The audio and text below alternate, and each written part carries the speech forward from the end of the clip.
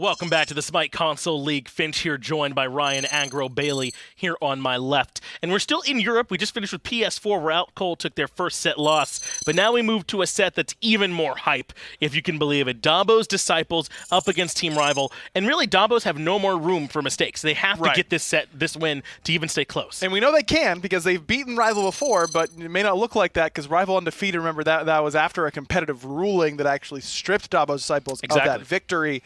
So now they really need to earn this victory. We know they're capable of it, but I just don't know if they'll be able to pull it off. It's going to be a very exciting match. Let's get those standings up on the screen so y'all can take a look at exactly what we're talking about. Rival undefeated at 7-0. Dobbos Disciples 5-2, though their only losses have been to Rival. One was the DQ, and one was a heads-up match that they just lost right after Fly and Dobson made that mid-lane switch. So now the question becomes, can Dobbos Disciples get it together on this back half? I know that this team is confident that they can, but it's not going to be an easy task. Let me go down this Rival squad for you really quick, just in case. Predators is on this team in the solo lane. Rapio in the jungle form. DineOhSaw, the support from this team. They have that same core from when Rival were great, and now you just add in Dobson and Davey, who've looked like the better hunter and mid laner this year so far. At times, yes. I do think that Davey still has at least when they played each other. Me. Sure, yeah. They certainly won, but Coast still, I think, the premier ADC in Europe. Dobson, I would agree with you, has outshined Fly at times so far this year, though. And so I think that you're really looking, if you're on Dobbos Disciples, at your mid laner and your ADC to be the guys for you. I mean, there's a reason that these two are here and leading this squad. And if you can't beat Rival, then you're not going to beat anybody else either in the other regions. It's clear that NA is still, I think, the favored region here.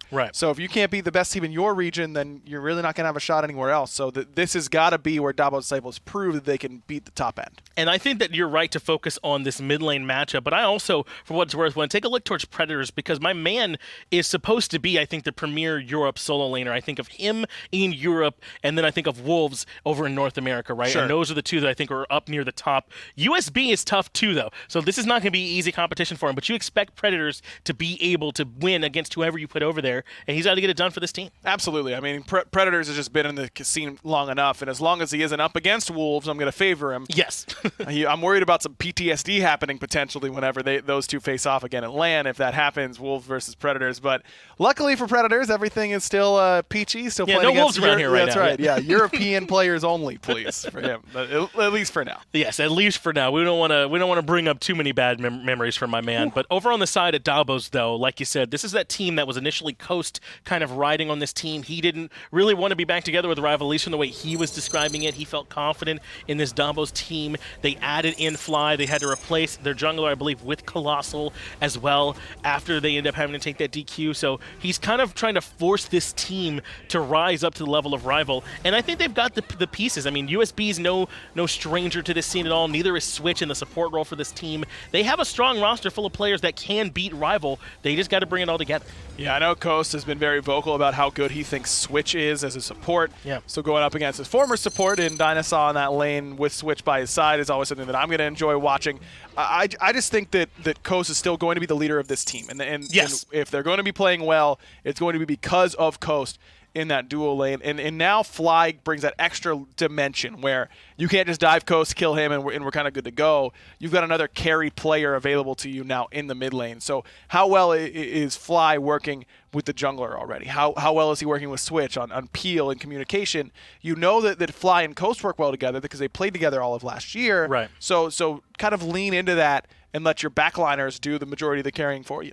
At least just try and set up for them and put them in the best position to do well. But we'll delay you all no longer. Picks and bans for game number 1. Let's get them up on the screen. It'll be Rival in that first pick spot. Dobbos will have to come through second and try their best to hold on. So these picks and bans, we saw Merlin make it through in a game earlier. We've seen King Arthur make it through. That was in PS4 EU, but clearly the doors may be a little bit more open than we thought.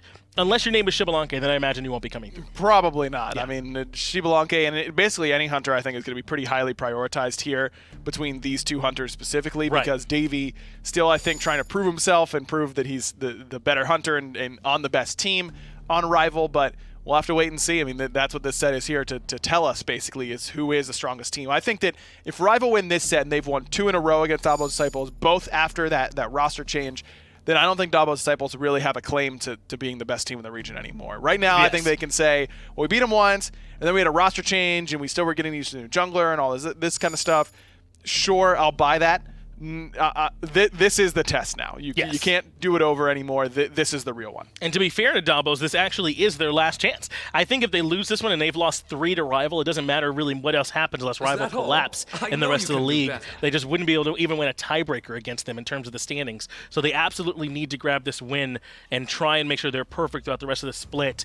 But with Merlin, Xbalanque, and King Arthur banned, no surprise at all to see Achilles that first pick, and that's heading right on over to Predators. My man loves to play aggressive as is, and now we're giving him an Achilles. Wouldn't hate to see it in Rapio's hands either in the jungle. I do think the jungle Achilles is something that's still worth respecting. So could be a flex pick here for Rival, but I agree with you. I think more than likely we'll see it in the solo lane for Predators. It just fits his play style too well. It absolutely does. Predators is the kind of guy, he reminds me a little bit of maybe Inbound over an Xbox, where he plays so far forward, like to the point where you're thinking that this isn't a plan anymore. Predators is just alone. And then he lives long enough, he baits, he stays alive, and the rest of his team does eventually close that gap, and they end up winning those fights off of his aggression. So Achilles is the kind of guy that can absolutely do that for you and reposition with Fatal Strike.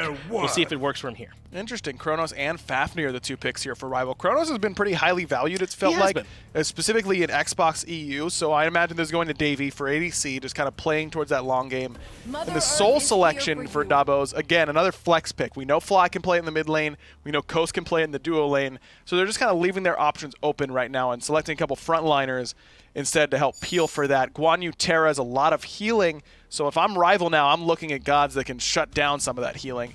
And honestly, I think Odin should be on the table here for Rival. I think it'd be a great pick for just the Guan and Terra alone. He'd be very, very strong. At this point, they'd very likely have to give it to Rapio, who we know can play it well because they already have the Achilles and the Fafnir. No, it's Rival who banned the Odin themselves. Curious. But it's not good against like Chronos, really, or Fafnir. They can just jump out of it. Maybe it's good against Achilles. Yeah, it's not bad against Achilles, but I mean, it's like one pick. But they already have Guan and Terra. I don't know if you're as afraid of it against that comp. I don't know. Yeah, I don't get that at all. But isn't this Dobbos team so safe at this point already? I mean, who do you kill? I mean, Terra is so difficult to kill. She'll have so much peel for everyone else. Guan Yu has the horse and the heals, and then Soul with Disapparate. They've done a good job drafting a comp that's not going to be easy for Rival to take down, and they can kind of keep healing outside of the execute threshold. Man, I'm really surprised that Rival doesn't take any shots at Fly's God Pool outside of this Merlin ban. I mean, no Zeus ban, no Giannis ban, no Hera ban.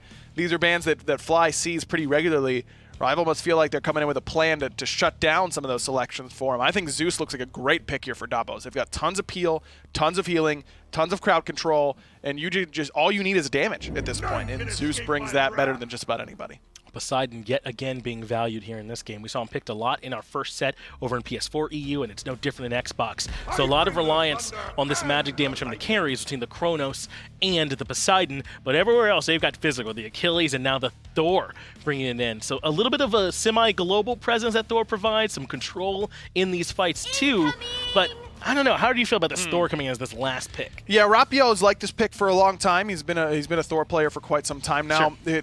It's CC, it's some damage. I don't really have a problem with it. It is a bit risky.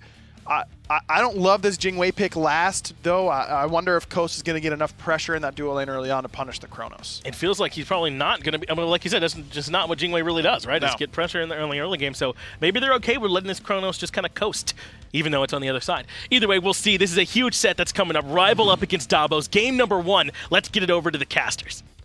Thanks a lot there, John. Tom and Tully here on the call. And, of course, Doug going to be on the observation as per usual. And as we see Team Rival versus Dobbos Disciples, number one thing that I'm looking at is Rapio on the Thor. This is a callback to his old school style.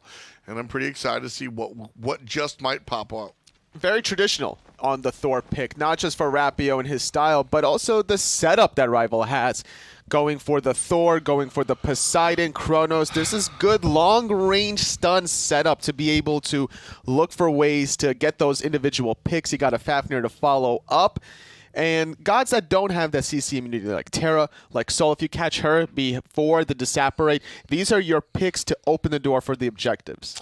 Should be exciting right now. Just a brief pause as we get things going. Colossxl having to set some of his stuff up, so we'll see how that works out in a little bit. But at the end of the day, you were talking about Thor across the way. We've got the Batz on Colossxl if he gets back into this one. And at the end of the day, really what we're talking about here is team fights. That's right. You're going to be engaging more than likely with the global pressure Thor, and then a Batz. It's going to be important to be there for the counter engage. This has been a tale as old as time, the Batz versus Thor matchup, and I'm excited to see it today. Yep, this is a classic. And right here, DineOhSaw and Davey right in the duo lane. Porsche by himself because his support is on the right side of the map in that solo lane. We've seen this before where supports will start in the solo lane trying to put pressure there to invade the blue, and as a result the jungler will adapt by looking for the speed into the red buff, not in time to really prevent this purple buff invade coming by Davey and DineOhSaw. Blue buff will not be confirmed. Predators gets it snatched away, unfortunately. Switch in some trouble, but it's 60-meter fly. That's the most trouble. Rapio finds some strong damage. Colossxl goes back in, but that be that. And so this is what we're going to be seeing, a little bit more group up than we're used to. Jungler likes to hang out in the mid lane. A good way to start the game to pressure the Soul that's going for an aggressive Hunter's Blessing. Has a little bit of MP5, but I think Mage's Blessing allows you to stay in the lane a little bit longer if you're focused on spamming the abilities. Fly can't be left unchecked with this Hunter's Blessing. The extra basic attack damage will eventually completely chip away at your middle tower. The Soul worked out last game. We were looking at PlayStation earlier, and Soul did a lot of work. It was in the Hunter hand, but sure, one god is a god is a god. And it really ran the situation, was the MVP for sure. What is it about Soul that makes her so impressive at the moment? It's the fact that she can still deal damage to objectives while being a magical carry in terms of DPS. It's not the huge burst like your Poseidons, your Zeuses, Scyllas, Cuckoo Clans of the world, but it still provides an overall arcing DPS margin to confirm these objectives if left unchecked. The towers are a big threat. If you're losing the map control and the vision from those towers, you're losing positioning from other important objectives. So Soul kind of carries her own weight and then some. We compare it to other mages that kind of sit in that ADC role. Freya brings a lot of the damage, but not the tower penetration. And then if we're just comparing Soul to regular old mid lane mages, certainly the tower destruction is going to be in her favor as well. Something that she brings is the self-peel, being able to supernova at her feet. The little miniature knock-up is just enough of a window to get off that Disapparate. This Fly going to be able to get off his own red buff. Not too many kills quite yet in this game, but with how aggressive Rapio tends to play in his career, as soon as he hits level 5, I'm expecting that to change. Exactly. Both of our junglers are definitely characters that need a little bit more farm in order to get things going. Not exactly level 1, level 2 characters, although level 3 might be good enough for Colossxl. But certainly, both these characters change drastically after obtaining their ultimates. Fear No Evil being such an important part of the reason why this character is even playable. And then the Thor initiation, while not necessary, we usually see some early ganks by way of the Tectonic Rift. The ultimate is just so impactful. Despite not seeing much action in the jungle role, the complete opposite in the dual lane. Might see a kill now. Ooh, the knock-up into the ultimate. And Davey is mincemeat, Vaporish Coast with the first blood. Nice job there. Former rival Hunter now on Dobbos Disciple Vaporish Coast, giving rival a run for their money in that duo lane. Former support player paired up with him, and it's DineOhSaw like, man, really? You're going to punish my new Hunter like that? Exactly. Not really fair to Davey, though. He wasn't level 5. He didn't have the rewind, and that just goes to show how important lane pressure is, because you clear the wave, you even steal away the purple buff, and that little push over the edge enabled Vaporish Coast to get the airstrike for the lethal last hit, getting first blood. Love the combination of the CC and the damage there. And so Dobbos Disciples will find themselves almost a full 1,000 gold up. A little bit of help by the first blood, a little bit of help by the jungle prowess. King's coming out into the Chronos. Curious as to why that would happen. Everybody kind of stuck up here in the middle. Still level 4 now, Davey. Just getting his ultimate now. or almost at 5-minute mark. DineOhSaw with a 1-level lead. Could be a big lane bully, knowing that he's going to go for the lifesteal. Doesn't have it quite yet finished on the Devo gloves, but look for that matchup once he gets his own purple. Switch out of the tower as Dobson shows up, and Rapio lands out of the sky, so... the first ultimate, but really nothing going to be grabbed from it. So, honestly, a bad look there from Rapio. Well, not able to get it, but he'll try again probably in the next 90 seconds. I think he started that ultimate a little too far away between the Pyromancer and the Fire Giant. Didn't have the range to get under that tier 1 mid tower, and that's something that surprises me, knowing that how often he's played Thor in the past. Maybe he hasn't played it too much recently, but it's kind of like riding a bike, honestly. Once you do it once, it's like you never really forget. It could be true. Right now, that first ultimate, not very fruitful. Dobbos again find themselves in the enemy jungle. Right now, 1,500 up, and the purple again will be stripped away by Switch. Twice in a row at this point. The duo lane has owned the opposition's purple. Doesn't really hurt DineOhSaw losing the purple, but it hurts Davey not getting the experience. And this is the matchup that could be exploited most. Fear no evil onto Dobson, but not enough damage. Nobody really there. The soul not within range to add on. So just the monkey damage brings him down to about 30%, but that's not zero. That's true. Talaria boots, not enough damage quite yet. Colossxl working on what probably is either going to be the Jotun's Wrath, maybe Crusher. Could be a Brawler's Speed Stick. Not too much healing from Rival to want to prioritize that item. But once that penetration item comes through and maybe Colossxl getting level 9, maxing out that overhand smash is when Dobson really starts needing to worry about his positioning. So recognizing this, he held onto his beads, knowing that there wasn't any sort of lethal potential.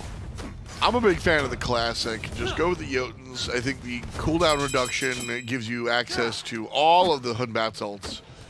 Thor ult gonna land on Overpowered. Now a great wall, and that's one of the big deals about having the Thor.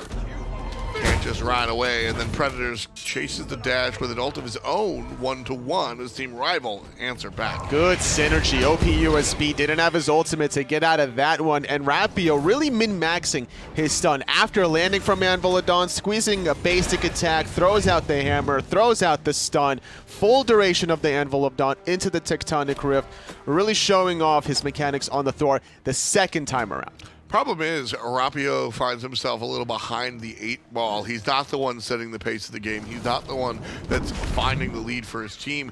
Dobbos Disciples on the other side are up over 1,000 gold. Yeah. It's in the duel lane. DineOhSaw with a 2-level lead, consistently losing their purple buffs is hurting them. They even have to worry about the third time around. DineOhSaw is looking for a pinch potentially with Davey. If the Fafnir stun lands, look for the time stop. Well, there's going to be the time stop, and it follows up with a rift. Problem is the rotation coming out from Dobson, knocked up by the Hunter. Jumping forward is DineOhSaw, looking for the long-range stun, and will find it. The Kraken is good, but still not enough damage just yet. A beautiful knockup from DineOhSaw disrupts DineOhSaw wanting to jump in to find that stun. And we were talking about Fly with that Hunter's Blessing. He was left alone for a little bit too long in an 8-minute tier 1 mid tower.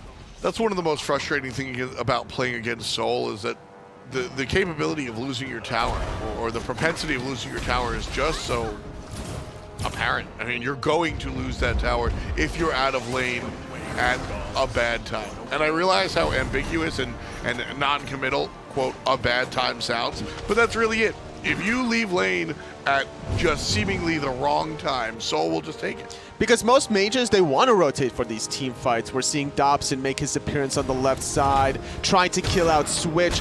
The Earthen Fury was able to mitigate enough of that Kraken damage, prevent the knock-up, and get the healing to prevent that kill. And Fly, not your traditional mid-mage, more of the basic attack style, is rewarded for not rotating. Oh, yeah. So he's playing that style, which is going to be working out for Dobbos with the kind of pressure they have in the dual lane. It seems that Fly is able to do whatever he wants in that mid lane. Another chunk of the lead brought to you by that mid lane tower. And the Gold Fury will be focused on. That said, plenty of vision here for the blue team, so Rival will show up and Dobbos will splinter off. But about a 2,000 lead here for Dobbos. They've since doubled their 1K lead in just a matter of minutes. So as the game approaches the 10-minute mark and will inevitably pass it, totally. What does Dobbos do to continue this lead into the mid-game? It's about just waiting for OverPoweredUSB to come online because they already have the damage. Poseidon and Fly have a good enough lead that they can burn this objective, but they want to be secure on the defensive front as well. So that's where OverPoweredUSB is going to come in to cover that option, making sure that the heals is going to be impactful against all of Rival's damage, because Rival has good long-range poke, having the Thor, Poseidon, Davies, Chronos, and that's where Guan comes in handy. A rather slow start, but we started to pick it up a little bit. 1 kill apiece and a 2,000 gold lead for Team Rival. Could have been a rumble here on the left side, as their purple buff has been invaded a number of times, and that's why we see Colossxl make the rotation as well on enemy wards. So Davey will play it safe.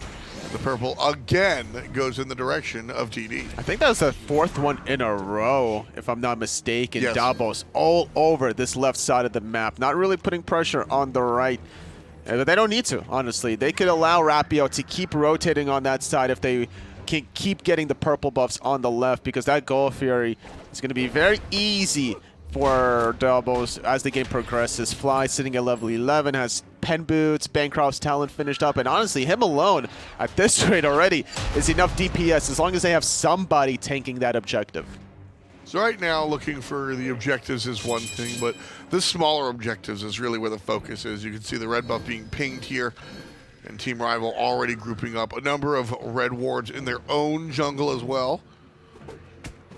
Dobbos, or excuse me, a number of red wards in the enemy jungle as well, because Dobbos Disciples has made it a habit to be here on the enemy side of things, just consistently invading. Purple buff is where we've seen it the most, but they've been on Team Rival's side a number of times. The one advantage Rival has is Predator is hitting level 12 off of that initial gank, getting his 2nd relic on the Cursed Ankh, anticipating the heals to be a little bit of an issue, wanting to mitigate that, especially if they're going to look for another kill onto this Guan Yu. Normally you want to max out the Tower of Assault and then the Conviction, so this is a good timing window for Predators to maybe find a 2nd kill with the assistance of Thor. Well, the ping here, as Fly tries to dance around Dinosaur's stun. No threat. Dino by himself.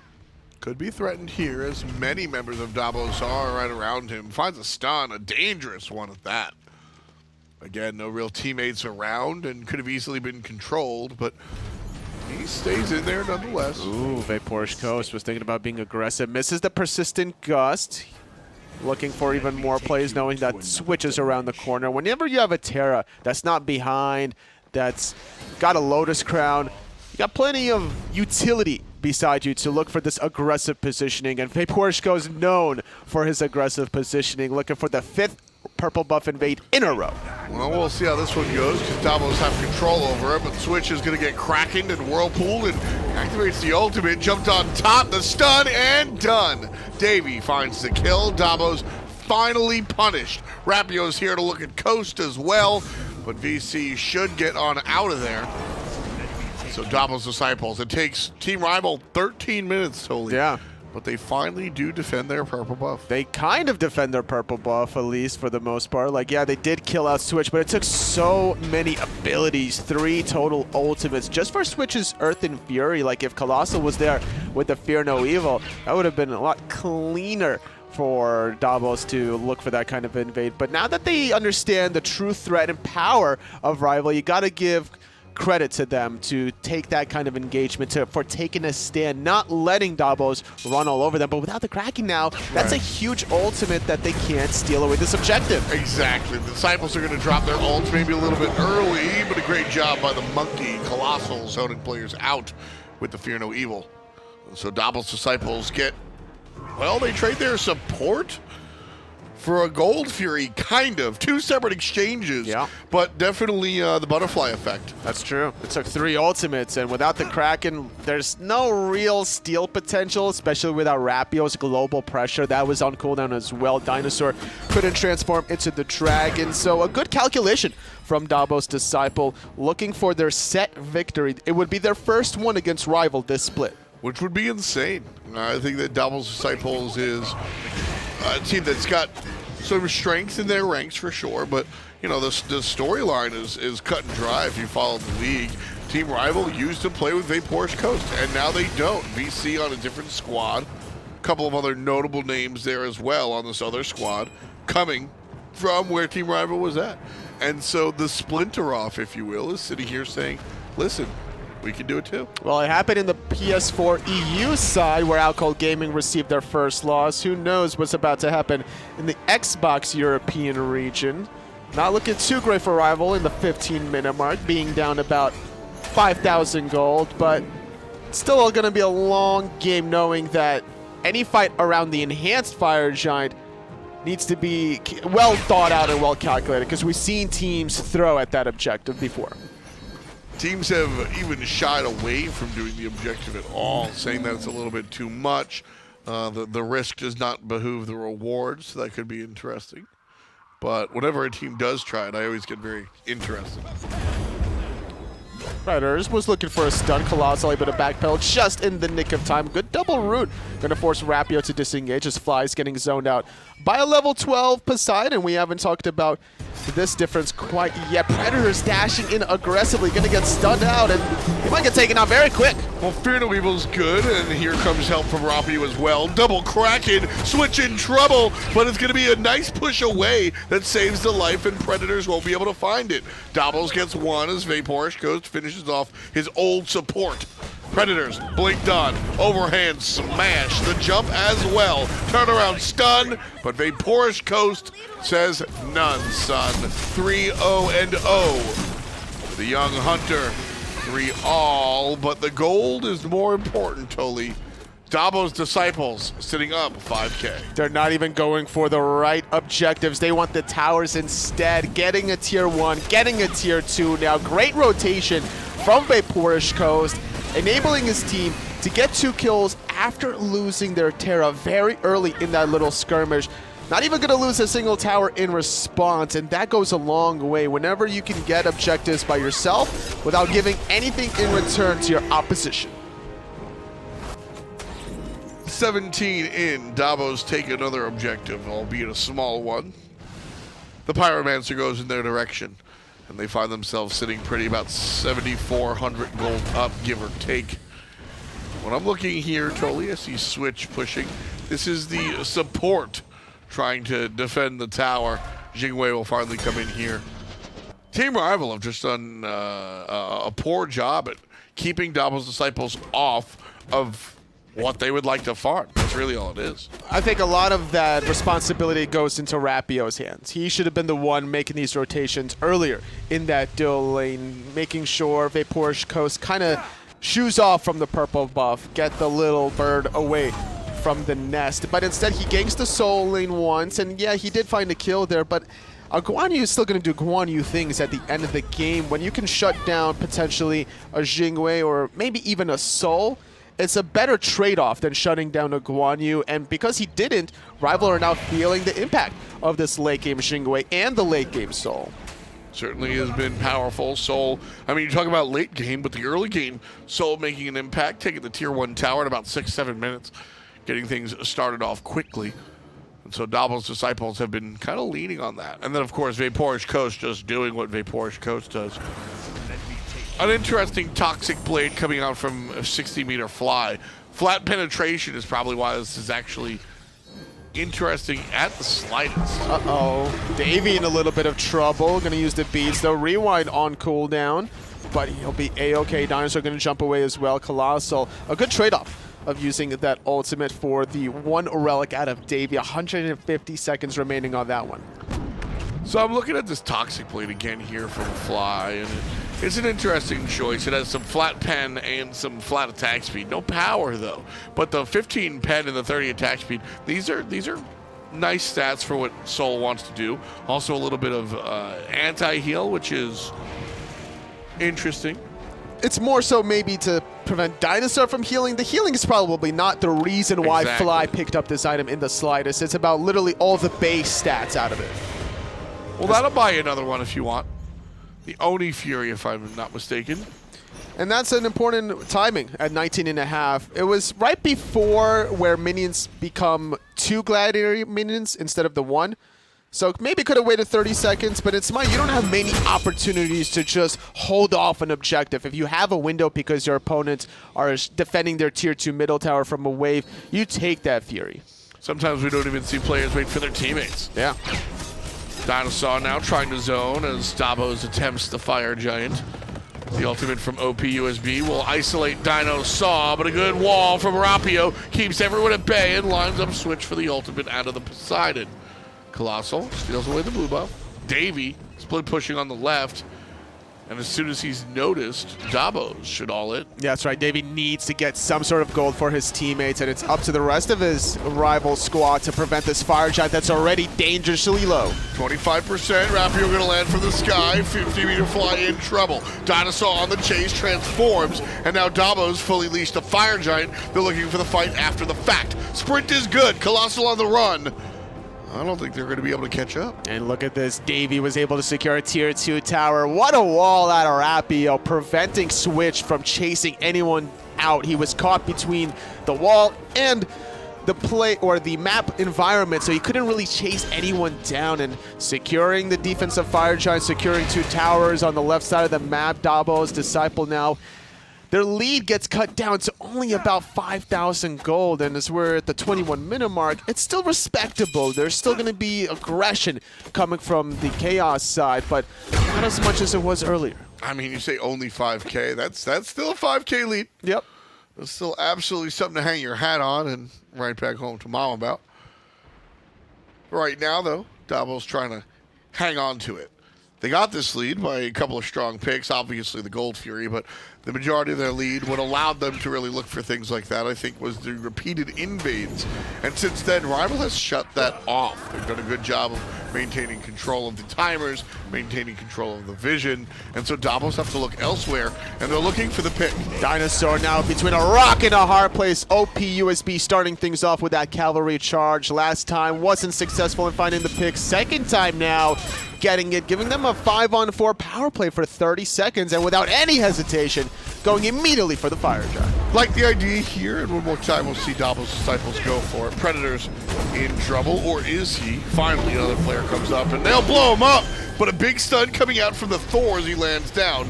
Big Porsche Coast finds the ultimate to safety, and now trouble as Rapio stuck in between everyone on the Disciple squad. Falls to the wayside. Oh no, Davey gets off the rewind, but he's still in a lot of trouble. The Accelerate giving him plenty of movement speed, but OverPoweredUSB already having enough cooldowns to get on the horse, but he's still not fast enough, and there's no way Davey's getting out of this one. Yeah, we see 4 players just get into the chase.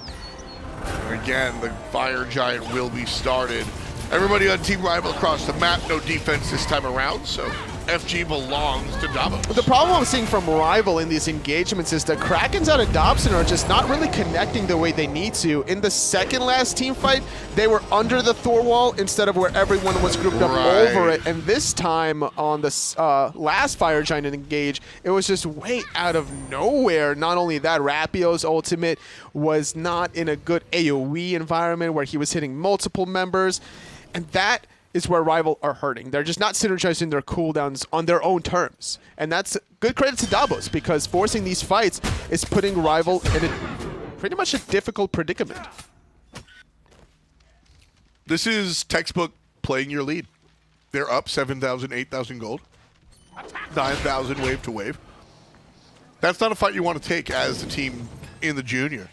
And so Dobbos goes, all right, if you don't fight us, we're just going to take everything off the map. And Team Rival are forced with the impossible decision. Do we let our opponent win the game because they took everything off the map? Or do we let our opponent win the game because they beat us up 20 times? And when you're playing anything, that is one of the goals, to present your opposition with an impossible decision. If you've heard me talk about any games at all, ever, you've heard me use the term impossible decision. Dobbos Disciples are doing this excellently right now, and that's why they're up 11K. The strategies have certainly been working out from Dobbos, getting the Fire Giant now to enable this left side Phoenix Siege. They have double sustain now, late game double sustain of the Terra support Guan Solin, and they're going to use it to full effect. There's the push from Dobbos, still kind of testing the waters, no pun intended, as Dobson drops down a whirlpool. A little bit in, a little bit out. No full commit just yet. They got triple sustain because of the Fire Giant buff on top of it. So every single wave, they can look for the poke. Not even splitting the map either. It's just a straight up 5 on Dobbos members on the left side, looking for a way to get in. It's not as easy for them, though, because they have to worry about the potential Anvil of Dawn. Yeah, Rapio's way out of vision range, not even under a ward. He's going to wind up right now, but OP is already taking care of Davey. Predator's low as well, lands in the back line, but Rapio's immediately knocked up. A wonderful answer by the rest of the squad. Vape Coast in trouble as the Kraken lands on the backside, but Fly's fine. Dobson's not. Dobbos Disciples, they didn't really win that team fight, but they have a healer and they're ready to go. Oh, they're definitely wanting to go for round 2, especially with DineOhSaw's jump on cooldown. It's only Predators and Rapio to play defense. Left side Phoenix having to be conceded, but this Titan must be defended for Rival. That's the power of Guan or any healer, really, Toli, is that they didn't really win that fight hand over fist. They barely got away. Another player died, but at the end of the day, able to heal up. Dobbos Disciples take this one nice and clean. 25 minutes, and just the way they drew it up. 10-3. Not too many kills, but the timing of these kills are very important. Colossxl's engage on the left side. Phoenix, phenomenal. Blinking into the backline, killing out Davey before the rewind occurs to start it off, and then ending it by also killing the mid laner. Without those 2 damage dealers from Rival, the front line out of Rival couldn't handle the rest of the engagement. Real important stuff there. Again, pretty much Dobbos from minute 1 knew what they wanted to do. Repeatedly find the invades, repeatedly look for everything else, and find the victory a little bit later on. 25 on the clock was a short game. We'll see if that's the case later on. But first, reflect on game 1. A strong win for Dobbos Disciples, and a win that they absolutely needed as Rival go down in that first game. And 25 minutes, that's all that it took from the close that one out. What did you see? How does it end so fast for Dobbos? It was all about the duo lane, and Vaporish Coast in particular. I mean, he gets ahead, gets the early first blood off a really nice airstrike over the wall underneath the tier 2 tower, and then was just ahead all game long, consistently up 2-3 levels over Davey, and all the fights that Dobbos Disciples were taking were on the left side of the map. It was always over Furies, always over Purples and Reds, never on the right side. And that's just really intelligent fighting by Dobbos Disciples. This is the kill I was talking about. This is just really, really good Jing way knowledge, knowing exactly which way that knockup is going to send Davey. And from this moment on, Coast was just huge all game long. Definitely continue to put the hurt onto him, and we talked about it, right? Jingwei is not one you traditionally think of as being able to capitalize on that early pressure, really being a bully over there in that duo lane. But Coast did such a fantastic job with up against Davey, and I don't know that Davey got enough help over there in that duo lane either to try and slow that down. Rapio showed some attention actually towards solo and got an early gank onto USB on that Guan, and they found a kill along with Predators on the Achilles for the execute, and it just wasn't enough. I wonder if maybe that's the error, if some of those 1 or 2 first ganks should have just been onto Coast instead to at least slow him down. You're right. I mean, this Jingwei pick, we were kind of skeptical about it in picks and bans, at least I was, but Coast definitely proving us wrong. It looked great on this selection. I will say the Soul in the mid lane for Fly did basically nothing for me. I mean, only 7,000 damage for him in the mid lane. That's very, very low. Yeah, but he had Toxic Blade, so. Right.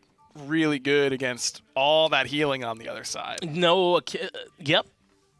Achilles maybe could heal. Chronos has some, a little bit from Fafnir, and that's shut down by Fly on this Toxic Blade. Not a hope. Not a drop of getting being through. able to. Yeah, not my favorite selection. Look at all those for zeros. Fly. Yeah, see. Yeah, zeros in healing. Again, that doesn't count your own individual healing, yes. but there was 0 of that too because Toxic Blade was there for Fly. Look, luckily for Dobbos, I think that Fly and basically everyone didn't really need to do a whole lot else because Colossxl and Coast were playing so well that game. But I'm expecting a bit more as we get ready for game 2 from Fly in particular. I'm thinking so too, and they know that they can have it. It's such a boon for this team when they can win, even when Fly's not playing well, because they know they can rely so much on Coast. Because now in this next game, it'll be even harder for them because they'll very likely have to worry about both of them going off at the same time. For this game, they didn't even, like you said, they didn't truly have to worry about it. Fly certainly still had some impact, but not a ton, of course. And so that's that two-headed dragon that can be kind of scary when you're trying to take down Dobbos. All I'm saying is that if you would have asked Rival before game 1, Fly's going to go like 2-0. He's going to do less damage than Dobson. He's going to do way less damage than anybody else on his team. You know, he's going to do less damage than Colossxl or Coast by a considerable margin.